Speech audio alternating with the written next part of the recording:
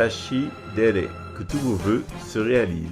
Tampala Messenger Rinpoche, Chopala Medancho Rinpoche, Chopala Megundum Rinpoche, Kumla Kuchachula Chupa Abujo, Kanjima Gokudo, Kazo Sanjiki Ola, Gentuji Chenjidola, Jitanjezi La Chaselo Wantan. Tienarisi La Wantan.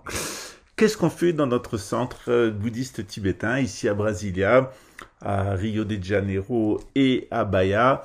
Qu'est-ce qu'on y fait? Eh bien, on y fait des pratiques.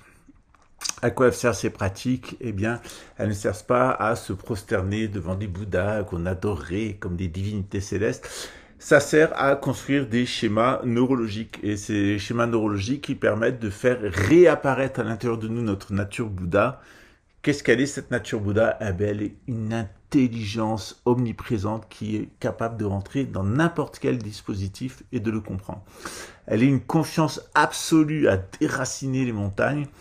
Elle est une compassion sans limite. Elle est une extrême clarté quant à soi-même et quant aux autres. Et puis, c'est aussi l'équanimité. Quoi qu'il arrive, on reste smile. Qu'est-ce que c'est que le contraire de la nature Bouddha? Eh bien, c'est l'ego qui pue. C'est l'ego qui pue la dualité. L'ego qui crée des ennemis. L'ego qui veut imposer sa volonté. L'ego qui ne se base que sur sa propre expérience. L'ego qui est formaliste. Ça se fait comme ça. Et l'ego, évidemment, qui est dans le sentimentalisme le plus absolu. Ou l'ego qui est froid. Ça, tout ça, c'est l'ego. Les Grecs avaient un vocabulaire pour parler de ces dysfonctionnements. Ils parlaient de mnémésis. Quand on devient complètement ignorant, on oublie sa propre nature Bouddha. On va développer de la pornéia, des fausses images, des fausses représentations.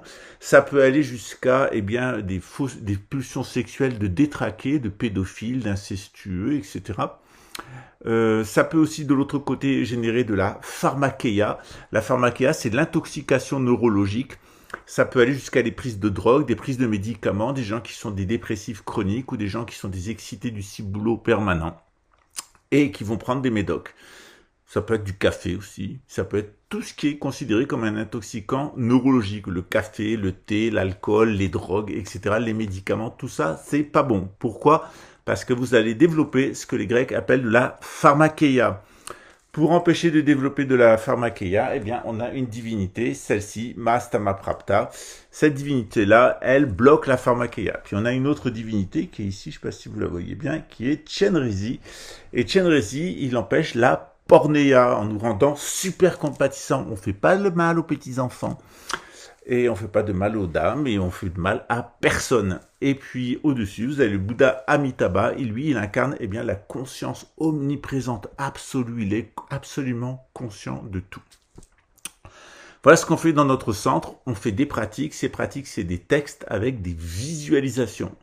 Chaque visualisation correspond à une lettre, chaque visualisation correspond à un mantra, et chaque visualisation correspond à un petit voyage intérieur qu'on fait dans un paysage. C'est ça, une pratique du bouddhisme tibétain.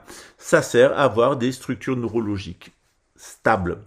Ça crée des sortes de réflexes de Pavlov, ce qui fait que si un jour vous êtes confronté à des difficultés, vous n'allez pas réagir en fonction de vos mémoires, de vos traumatismes, de votre ego, etc. Vous allez réagir en fonction de la divinité, c'est-à-dire que vous allez vous comporter divinement au lieu de vous comporter diaboliquement ou mémoriellement. C'est ce qui fait la différence entre l'intellect et la mémoire, ce qui fait qu'au lieu de réagir hormonalement, on va réagir électromagnétiquement. Et là, on rentre dans le domaine de la magie, parce que le bouddhisme tibétain, c'est de la magie blanche, de la bonne magie, ou la lupe barbatruc, qui peut changer votre vie en mieux. C'est à ça que je vous invite. Si vous avez envie de recevoir des initiations, si vous avez envie de faire les pratiques avec moi, je fais mes pratiques tous les jours. On fait aussi des pratiques en ligne, 1 ou 2 fois par semaine. Je fais la pratique avec vous. Je sais qu'il y a un certain nombre de personnes que ça aide beaucoup. Je fais aussi des pratiques aux personnes qui me le demandent pour pouvoir les aider. Et ça permet de passer à travers beaucoup d'épreuves, à travers beaucoup de difficultés. Vraiment, les pratiques, c'est ce qu'il y a de plus puissant. Quand on a les pratiques, on a absolument tout. C'est pas la peine de croire dans la poudre de perlimpinpin. Les pratiques spirituelles, c'est des bonnes structures neurologiques. Ça évite la pornéia et la pharmakeia. Ça évite d'avoir un éros complètement détraqué. Ça évite de se gaver de médicaments et de drogues. Ça évite de vivre dans l'ignorance avec des représentations fausses et des intoxications neurologiques. Ça permet d'être véritablement un Bouddha. Alors c'est à vous de choisir, hein, ou vous essayez de réaliser votre propre nature Bouddha. Elle est à l'intérieur de vous, il faut juste la réaliser.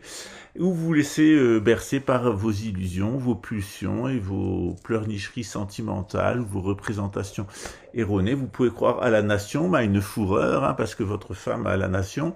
Vous pouvez aussi croire dans la patrie, parce que vous imaginez que votre père a un droit sur le territoire. Dans le tibétain, on a évacué tout ça.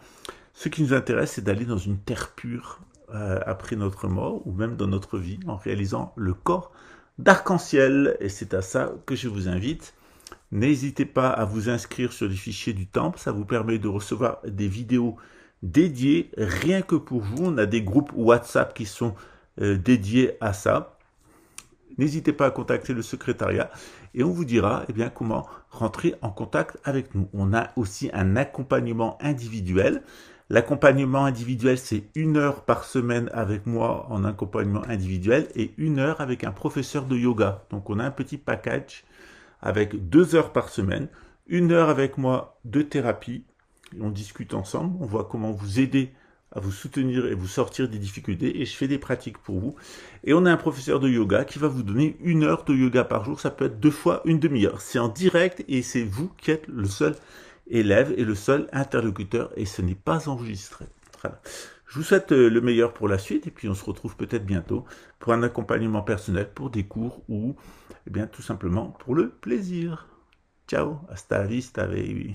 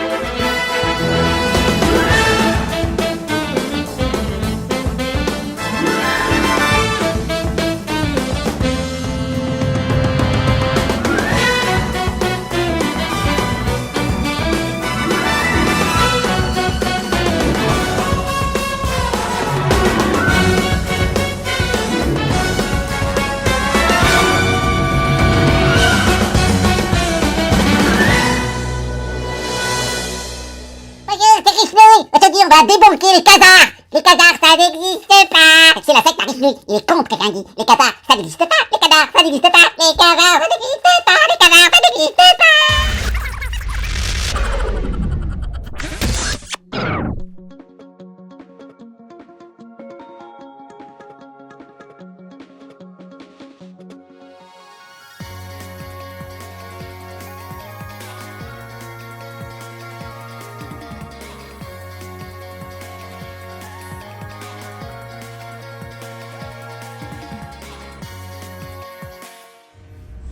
Bonjour les amis, j'espère que vous allez bien, je suis Pascal Trupingui, je vous invite à une vidéo gratuite, exceptionnelle, c'est un cours qui durera 1 heure, 1h30 ensemble, il sera gratuit, il sera au mois de mars 2024 et je vais vous expliquer le gouvernement mondial, qu'est-ce que c'est que la gouvernance mondiale, pourquoi il y a des Khazars, pourquoi il y a des Édomites, ça n'a rien à voir avec les Juifs, ça n'a rien à voir avec les francs-maçons, Ça n'a rien à voir avec les jésuites. Tout ça, c'est du mensonge conspirationniste. La vérité, elle est dite par Jésus dans l'évangile de Matthieu.